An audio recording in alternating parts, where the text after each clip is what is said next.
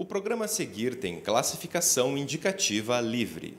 Em 1997, na primeira feira de produtos eróticos do Brasil, realizada em São Paulo, 95% dos visitantes eram homens. Menos de 20 anos depois, em 2013, 60% dos consumidores destes produtos na internet e 88% dos consumidores de venda direta são mulheres. Vamos entender hoje os discursos do mercado de produtos eróticos brasileiros e saber como a sexualidade e o sexo são construídos para as mulheres nestes espaços.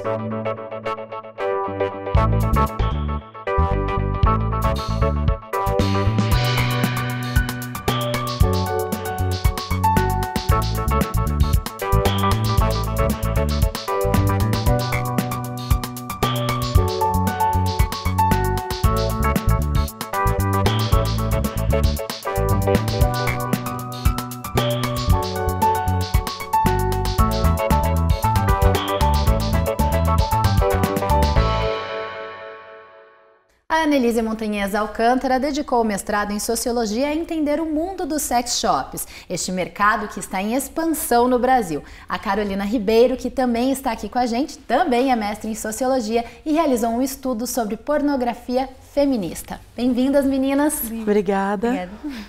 Anelise, eu queria iniciar te perguntando, afinal de contas, como que você chegou nesse objeto de estudo que trata também da sexualidade feminina, que ao longo da história foi altamente reprimida em várias sociedades? Bom, primeiro acho importante falar que eu sou farmacêutica e já tinha estudado a sexualidade pelo lado negativo de ameaça à sociedade, que seriam as doenças sexualmente transmissíveis. Então eu tinha essa visão.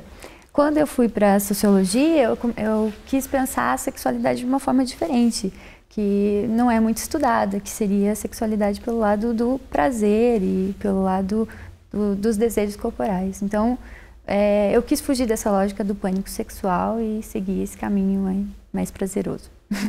Carol, você que também embarcou nesse caminho e tratou da pornografia feminista, de que maneira que você percebeu essa questão da repressão da sexualidade feminina no contexto da pornografia? Bom, a pornografia tem um histórico, né, de pensamento e de ser propriamente feita de uma mulher que não é autodeterminada sexualmente, que ela precisa do homem para ter significado. Então, isso acontecia muito, isso era uma crítica recorrente, tanto das feministas quanto de mulheres que queriam ter mais liberdade. E a pornografia feminista vem tentando matizar um pouco isso e mostrar a mulher junto ao homem, nesse empoderamento, né, de duas pessoas que sentem prazer e que estão ali juntas para terem prazer. Então, acho que esse percurso é muito importante de ser lembrado. Anelise, por falar em percurso, você decidiu traçar o teu caminho metodológico, né, fazendo também observação participante. Então você foi a sex shops, foi atendida pelas vendedoras, tratou desse assunto no teu dia a dia com as pessoas do teu convívio, você também foi a feiras. Eu queria saber o que você descobriu de interessante nesse mergulho que você fez no mundo dos sex shops. Bom, foram vários espaços realmente que eu pesquisei, também na internet. E salão de beleza, assim, foi um campo divertido, assim, e caro, porque eu tinha que ir no salão de beleza toda semana. O que eu descobri é que no salão de beleza se fala muito de sexo, e também que esses espaços eles estão se feminilizando, né? Eles estão atraindo um público maior realmente feminino, que também seria voltado para casais, mulheres heterossexuais e não tão jovens, assim, né? Em torno aí dos 30 anos. Como que era abordar estes temas no teu dia a dia? Isso causava estranhamento, desconforto da tua parte como pesquisadora ou da parte das pessoas com quem você conversava? Como que você percebeu esse processo? Existe, não é todo mundo que leva como uma pesquisa científica com seriedade, assim, né? Existe aí uma certa humor, assim, né? Você fala o que pesquisa e as pessoas dão risada, assim, como se não fosse sério o que eu estivesse pesquisando, né? Não todo mundo, claro, mas tem algumas pessoas que gostam e acham interessante, querem saber mais e me colocam como uma especialista no assunto, mas não é todo mundo que leva a sério, né? Carol, um fato que a Anelise apresenta no trabalho dela é que, assim, ao mesmo tempo em que esses produtos eróticos, no caso, dão um empoderamento para a mulher, ao mesmo tempo também eles reafirmam essa ideia da normatização dos corpos e de alguns conceitos que vieram com a sociedade ao longo dos anos. Você percebeu isso também no seu trabalho sobre a pornografia feminista? Sim, eu pesquisei uma diretora em especial, que é a Erika Lust, e nela isso é bem presente, assim. A gente consegue ver de várias formas um momento de liberdade, que ela coloca a mulher nesse empoderamento que eu falei, mas num outro momento em que é sempre reiterado essa mulher heterossexual, o mesmo tipo de corpo, a mesma pessoa. Então é bem interessante que o meu campo e da Annelise conversam muito, né, sobre esses tipos de mulheres, como ser mulher, o que fazer quando você é mulher, como fazer sexo como mulher. Então isso é bem interessante, acho que nisso a gente conversa muito aqui. E o campo dela também mostra esse tipo de coisa, né? Dessa mulher que ela está sendo empoderada, faça sexo, e o meu também mostra, faça sexo, tenha liberdade, ame, sinta prazer, mas tem um jeito para fazer isso. Bom, a Carol falou em processo, e por falar em processo eu queria te perguntar justamente sobre isso, né? Os sex shops, eles surgem com uma ideia e durante a história eles vão mudando até chegar ao momento de hoje em que as mulheres são o principal público. Que história é essa, Annelise? Existe aí toda uma transformação dos sex shops, da ideia dos sex shops. Ela inicia destinados às mulheres, né? Mas numa questão aí de evitar gravidezes indesejadas, né? Então, e também numa questão patológica, né? E depois a ideia vai para os Estados Unidos puxando para um público mais masculino, mais transgressor. Aí agora que está vindo para uma questão mais feminina mesmo, né? Um espaço mais feminilizado, mais cor-de-rosa. Vamos conhecer agora a história de uma empresária de Curitiba que decidiu se dedicar ao mercado erótico. Há 6 anos, Magali decidiu abrir um negócio. Tinha vontade de investir em algo diferente e percebeu a oportunidade, uma lacuna de mercado. Então, ela abriu uma boutique sensual e investiu em um conceito diferenciado. Foi a oportunidade, né? Esse modelo de negócio não existia em Curitiba, né? Na época que eu queria montar um negócio próprio e não sabia exatamente o que. Tinha vários projetos, só que nenhum deles era este. E até foi uma dica de uma amiga que estava querendo abrir um negócio também, e ela me deu uma dica de abrir uma sex shop. A gente até pensou em abrir juntas e ela depois não quis dar continuidade, e eu comecei a pesquisar e vi que esse formato de boutique que vende lingerie com sex shop não tinha aqui. Então já tinha em São Paulo, tinha no Rio, em Belo Horizonte também, e Curitiba ainda não tinha. Então foi mais uma coisa assim. E claro também, porque essa área é muito sedutora, né? Você trabalhar com sexualidade, sensualidade, autoestima, né? Das pessoas, incremento de coisas para a vida íntima é bem interessante. O público-alvo da boutique são as mulheres. Elas vêm em busca de novidades. Vêm em busca principalmente de incrementar a vida sexual, seja através do uso de uma lingerie sexy, bonita, né? A produção para a intimidade que ela quer fazer, seja para uma comemoração de casamento, aniversário de namoro, enfim, ou mesmo tirar o casamento da rotina, né? E na parte de sex shop, de experimentar mesmo, colocar que a gente chama elementos para dar uma pimentada, né? Porque eu sempre comparo com feijão com arroz, né? Você gosta de comer, né? Vários dias da semana, aquela comidinha tradicional caseira. Mas, de repente, final de semana você quer, ou até numa quarta-feira, você quer ir comer um salmão. A vida íntima é a mesma coisa, você não vai inovar todos os dias. Mas tem um dia que você tem que fazer uma coisa diferente, até para resgatar aquela coisa da época do namoro, né? Que causava tanta emoção, o batimento cardíaco ficava, né? Nas nuvens. Então, é mais ou menos essa a ideia, de resgatar os momentos de intimidade do casal. O ramo ainda sofre preconceito, mas segundo a empresária, o tabu está diminuindo. Ainda existe, mas está cada vez diminuindo. Assim, o que acontece é que o que eu percebo assim, as pessoas estão viajando mais para o exterior, né? Lá fora é muito comum, né? Você tem sex shops com a porta aberta para a rua, na Europa, nos Estados Unidos, né? É muita sex shop como se fosse uma loja normal.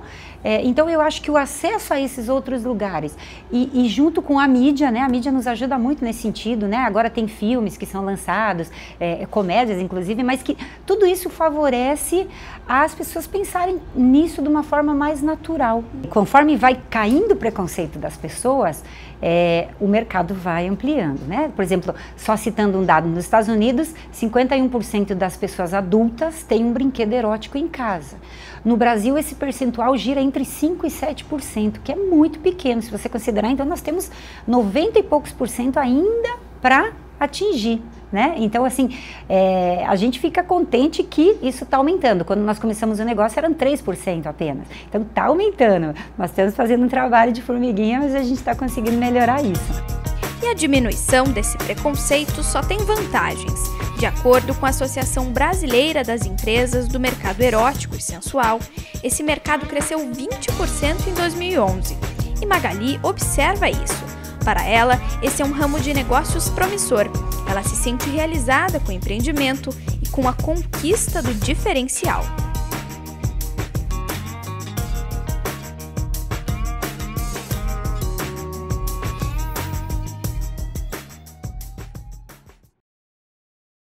Bom, Annelise, esse mercado investe pesadamente nesses produtos, em tentar vendê-los para as mulheres, mas, por outro lado, o discurso da venda ainda vem muito atrelado ao agradar o outro, que neste caso normalmente é o homem, é o parceiro, o marido, o namorado. Por que esse mercado ainda se comporta dessa maneira? Na verdade, são vários discursos que existem, né, em relação à sexualidade. E o discurso do mercado é voltado a esse, não necessariamente seja o discurso das consumidoras.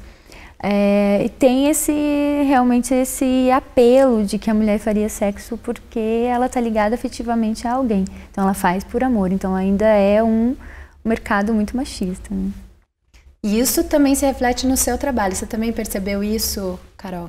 De uma forma um pouco diferente, né? Que na verdade lá não está muito ligada à afetividade, está ligado ao prazer livre. Então tem já uma mudança do que a Annelise observou. Eu vejo uma mudança na pornografia feminista, que tem essa coisa dessa liberdade sexual mesmo, desafetivo. É uma coisa, não quero afetividade, eu quero sentir prazer. Então acho que tem umas viradas aqui interessantes do jogo do mercado do sex shop para o mercado da pornografia feminista, que já está pensando numa mulher mais autônoma.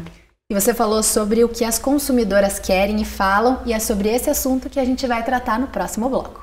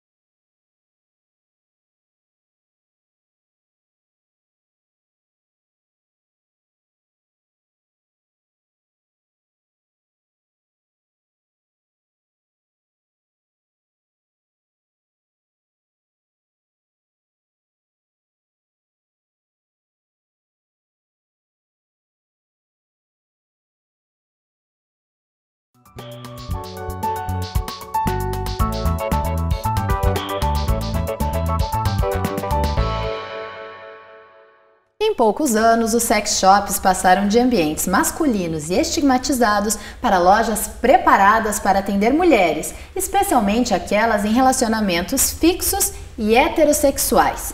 O Em Tese hoje fala sobre a popularização dos produtos eróticos no Brasil e de como eles afetam a construção da sexualidade feminina contemporânea. Eu recebo as mestres em Sociologia pela UFR, Annelise Montanhas Alcântara e Carolina Ribeiro. No primeiro bloco, eu prometi que a gente falaria agora sobre de que maneira que as vendedoras e as consumidoras desse mercado entendem o próprio processo de consumo e a própria sexualidade. E é isso que eu quero saber de você, Annelise. Como que elas trabalham essa questão? Por que elas dizem que elas compram? E como que as vendedoras também entendem quem elas atendem? As vendedoras, elas reproduzem e reiteram os discursos do mercado erótico, da ABM, por exemplo. E que existiria uma necessidade de fugir da rotina num casamento ou num relacionamento estável, né? E para potencializar o prazer, melhorar a relação, então seria um discurso nesse sentido da mulher subjugada, que ela usaria para agradar o outro. As consumidoras, elas não falam muito do prazer delas, mas elas falam muito em relação também à cumplicidade no casamento ou no relacionamento, que haveria uma melhora da intimidade, da qualidade dessa relação. Mas, ao mesmo tempo, que eu pude perceber que sim, elas extraem prazer dali, né? Existe aí a possibilidade e a ideia de se ter mais prazer, né? E você fez uma análise que é muito interessante dessa fala das entrevistas, além dessa análise do conteúdo, você também contou quantas vezes alguns termos apareciam na fala dessas mulheres. Em alguns casos, eu até anotei aqui, a palavra mulher, por exemplo, foi citada 136 vezes, enquanto as palavras homem, marido e parceiro apareceram 135 vezes nessas falas. Ou seja, me parece que estas mulheres que você entrevistou, elas pensam muito no outro além delas, né? Sim, sim. Existe aí toda uma preocupação com o prazer masculino delas agradarem esse homem, manter os seus relacionamentos, prolongar esse relacionamento. Existe sim. Na verdade, quando vai comprar o produto, a intenção delas, o homem acaba estando junto, né? Porque elas levam para casa algo que possa agradar a eles. Até uma coisa que você fala no seu trabalho, um aspecto que você levanta, é que fica nas costas da mulher essa responsabilidade social de que é obrigação dela manter o relacionamento que ela tem por meio de diversos artifícios, inclusive por meio dessa questão sexual. Isso também que você percebeu na fala dessas mulheres, essa tentativa? Sim, acaba tendo isso, sim, essa tentativa de manter a chama acesa do casamento, né? Acaba tendo também isso. Mas, ao mesmo tempo, elas não se entendem, elas não se veem como submissas. Elas extraem prazer disso também e estão conseguindo aí ter mais liberdade, né? E elas acabam tendo espaço aí para brincadeira mesmo e fazer o cenário onde vai ter aí o lúdico, a imaginação. O lúdico, a imaginação, elas utilizam todos esses artifícios, essas estratégias que são ensinadas nesses locais, nesses espaços. Porque não adianta só comprar o objeto e não saber usar. Então, nesses espaços eles vão estar ensinando onde se beija, onde se assopra, onde se toca. Então, elas se divertem com isso também. Carol, por meio do teu trabalho e por meio da análise do trabalho da Annelise, é possível a gente perceber um movimento aí de empoderamento da mulher e da recuperação dessa sexualidade feminina na nossa sociedade? Eu acho que é uma tentativa, sim, forte de trazer uma nova mulher, né? Mas eu sempre questiono qual é essa nova mulher, né? É uma mulher marcada também pelo mercado, né? Pelo consumo, por o que eu posso chamar de um regime de verdade, que é como ser, como consumir, que acontece tanto no mercado da Annelise quanto no mercado que eu trabalho e que é sim pautado por um mercado, a gente nunca pode esquecer, e são tipos de mulheres muito similares, né, que eu chamei na minha dissertação, e a Annelise a gente já conversou, de mulheres modernas, né, que é uma mulher que está empoderada de si, mas ao mesmo tempo ela não tem um acompanhamento de outras mulheres que ainda não estão conseguindo passar por esse empoderamento. Então acaba criando um espaço muito grande entre a mulher moderna e vários outros tipos de mulheres que ficam fora dessa chave. A Annelise até chega a um ponto da dissertação dela que ela fala o quanto que todas essas questões, tanto a pornografia, quanto os produtos eróticos, quanto os medicamentos que servem para estímulo sexual, o quanto que eles demonstram como a nossa sociedade lida com essas questões. Eu queria que você falasse sobre isso. Como que você entende, por meio desse trabalho todo que você fez, que a nossa sociedade lida com as questões sexuais? Uau! Na verdade, existe um grande consumo realmente de medicamento. Os medicamentos de disfunção erétil são os mais consumidos no Brasil. Um dos mais consumidos, né? Não só por homens adultos, mas também por adolescentes. Então, existe essa busca de se potencializar algo, né? De ter uma performance cada vez melhor. A questão é que o sexo está voltado agora para a saúde, antes era da patologia, agora existe uma mudança voltada para a questão da saúde, do saudável, do bom, né? Então, a sociedade está tendo essa visão, é quase um anormal quem não faz sexo. Também tem esse outro lado que se coloca, né? Como nova verdade sexual. São novas verdades que vão vindo e vão se transformando, né? Tudo muito dinâmico. E acho interessante também pensar que tem um outro lado aí, que é o lado do homem, né? Que esses produtos são consumidos por uma parcela grande de homens, assim como a pornografia, que é sempre crença de que os homens consomem muita pornografia e que as mulheres hoje também consomem de outra forma, mas também estão consumindo ali e estão trabalhando com esses discursos de novo, e de novo, e de novo. Então também tem um lado de que acontece essa reiteração e também algumas quebras por parte desse masculino que quer se ver potente, que quer se ver poderoso também. Quando a mulher prepara o cenário, ele tem que comparecer. Então, é também esse outro lado, né? O lado desses homens heterossexuais também estão tentando ter um relacionamento mais igualitário ali e comparecer para essa mulher que está esperando por ele. O Em Tese fala hoje sobre a dissertação em Sociologia da Annelise, mas no nosso giro de pesquisas você fica sabendo sobre o que os cientistas estão descobrindo de curioso ao redor do mundo.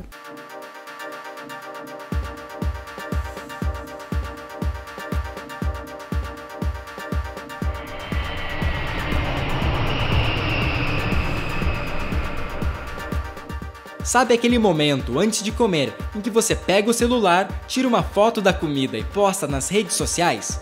Pois é, segundo os pesquisadores da Universidade de Minnesota e de Harvard, criar esse ritual antes de se alimentar deixa a refeição mais gostosa. Os cientistas conduziram um experimento com 26 voluntários e concluíram que tirar a foto antes da refeição aguça a percepção do gosto e melhora o sabor. Cientistas britânicos da University College London concluíram que crianças com horários fixos para dormir se comportam melhor. Eles entrevistaram mais de 10 mil mães e crianças aos 3, 5 e 7 anos de idade, e os pequenos com horários bem definidos para ir para a cama eram exatamente os com menos problemas de comportamento.